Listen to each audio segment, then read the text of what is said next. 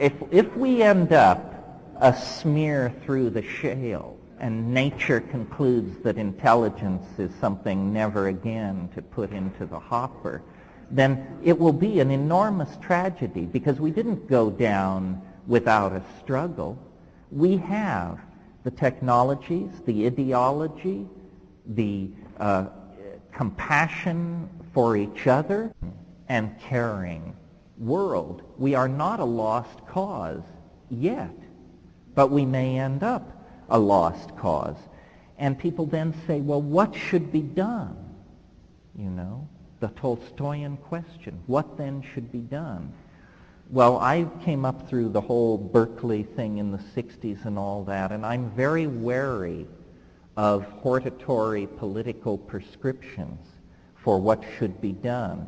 I mean, we saw that the best impulses in Marxism turn into the most horrifyingly regimented and totalitarian societies. Goodwill is not enough. So what is to be done? I think the answer to this is not only nothing, but considerably less than nothing. And what I mean by that is that the real solutions to our problems lie in a series of negatives. Do not believe. Ideology has poisoned this planet. Ideology is bankrupt. It's a skin game. It's a shell game. It's only for Marx and Marx. It is beneath your dignity as a body to get mixed up in ideology. I mean, after all, where is it writ large that talking monkeys should understand the nature of being anyway? So belief is an incredible cop-out on intellectual truth-seeking, because belief precludes believing in its opposite. And so this is a self-limitation. You've become your own cop. And the ideologies of the 20th century are so shoddy and hobbled together or toxic to human values, they're not worth believing in anyway. So deconditioning ourselves from belief. Some people call it cynicism. I call it good sense. I'm not a cynical person, but I know shit from Shinola, and I don't expect people who don't to get a lot of respect from the rest of us. I mean, what does it mean if you're an optimist, and that means you can't proclaim the difference between boot polish and excreta? It's ridiculous. Okay, don't believe. The next thing which comes out of that and is an even stronger prohibition, don't follow. Following is a tasteless position to find yourself in. Pets follow, vice presidents follow, and bad acts follow. So, you know, why follow? All of these gurus, geishas, roshis, and rishis are simply flim-flam artists. They've had thousands of years to get these cons together and run them on you. Believe me, I know. I'm a recovering Catholic. You have to fight your way free of belief, and then do not follow. Do not follow. It's an obsolete, tasteless thing, and there's no human dignity in it whatsoever. Then a harder one, a more radical one, the one that might get me shot. Do not, in some profoundly metaphysical sense, consume. Do not consume. For obvious reasons, and then not so obvious reasons. The obvious reasons are that the fetish for objects made of matter is wrecking the planet. If everybody on Earth had what the people in the front row here have, there wouldn't be enough metal, glass, plastic, and petroleum in the planet to provide that kind of lifestyle to the billions of people who now aspire it. None of this stuff brings happiness anyway. I recently had the experience of having my 75 Ford Granada blow up on me in the middle of the night. And so I had to buy a new car. So I went down a year and up a brand, and I got a 74 BMW. And it cost me $2,000. And I guarantee you, once you have the little thing on the steering wheel, the quaternity sign, you don't need the $90,000 model. What we should all do is buy antiques. Don't consume anything which hasn't already been made. It's a lot of shit that's been made. It's all over the place. I see it in Manhattan going for a bundle. What we need to do, you see, is retool our values so that what is new is odious, tasteless, déclassé, embarrassing, and not to be found in the better homes. The older things are, the better they are. Here's a 50-year-old chair, fine. Here's a 500-year-old chair, how much better?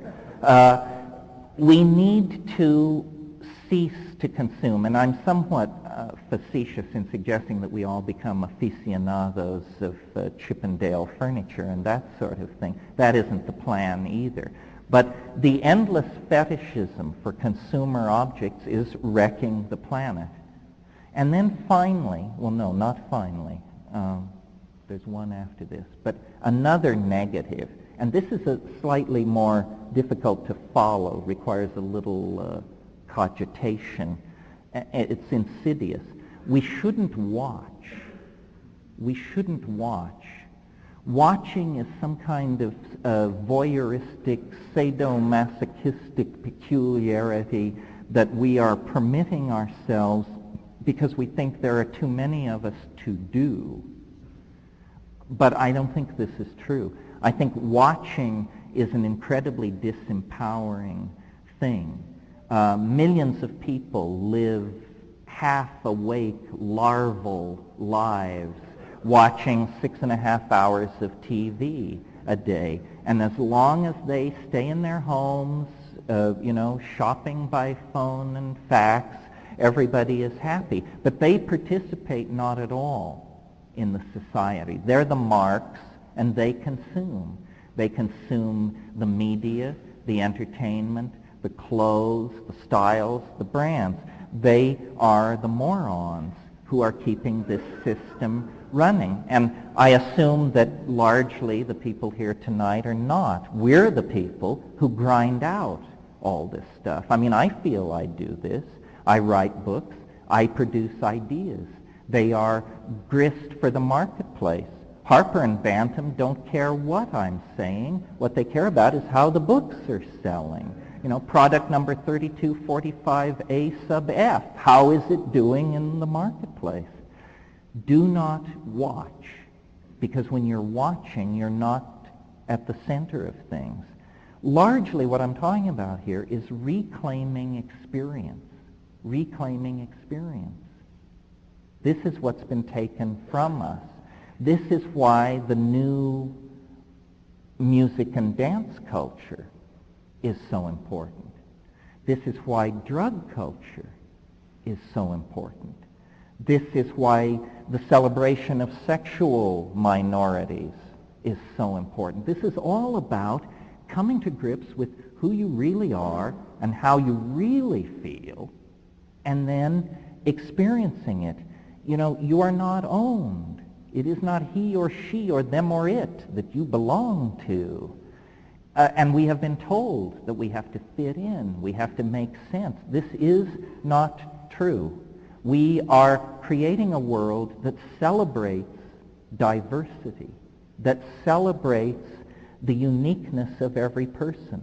The complexification of our species is a process directly dependent on the complexity that we each bring to the process.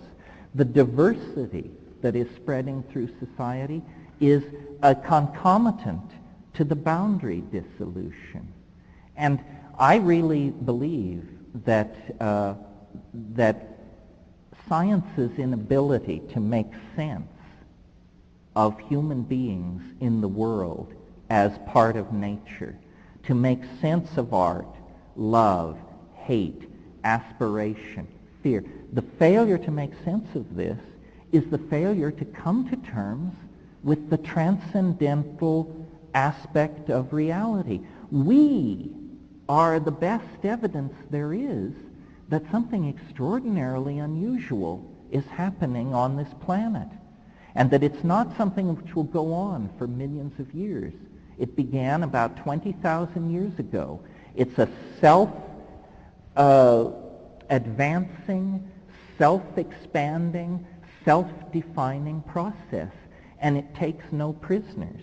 You know, there is no going back. There is no going back from the momentum that history has imparted to the human imagination. There is only a going forward into what is called a forward escape through art, through design, through management and integration. We have to push the art pedal to the floor. We have never designed our societies. We have never managed our societies or our lives. We have never tried to make what we were serve an aesthetic agenda. And that's why we've created a mess. In the absence of an aesthetic agenda, what we've created is Animal House on a global scale. So now it's time to pay the piper. And just in closing, the catalyst now is a combination of technologies, solid-state technologies, and pharmacology. The world that we are leaving behind, the world that failed us, was a world of ideologies and mechanical technologies. And the ideologies, one by one, are going down the tubes. Marxism, Freudianism, fascism, they one by one will be discredited. They cannot sustain. And the mechanical technologies cannot be sustained. They pollute, they dehumanize, they wreck the planet. What is coming into place is a world where drugs replace ideology. That's why drugs are so terrifying to those who oppose them. That's why they say you want to escape. You want to take drugs to escape. That's right. You want to escape. You want to escape fascism, communism, socialism, existentialism, phenomenology, positivism, all of this stuff. You want to escape ideology into the felt presence of the body, which means drugs and sex and syncopated music. And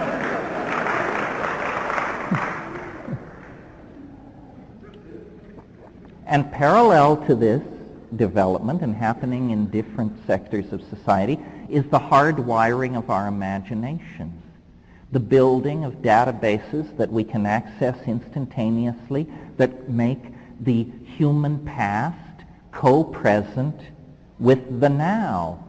The boundary dissolution that I'm talking about includes the division between past, present, and future. This is what it means to end Newtonian time. It means that the past, the present, and the future become a coextensive domain where everyone then awakens to the fact, which was always there to be observed, that there is not simply one past. There is nothing called the past.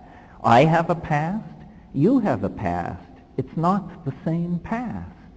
Consequently, the futures we are going to are different. We create our own realities as a species and as an individual. And so what we're passing through here in the now, in this lecture, in the 20th century, is a moment of community. A gam, as Melville would say. A gam is where two sailing ships, two whaling ships meet at sea. That's what we have here, a gam, a moment of dialogue. And then we will each go back to our own private Idahos.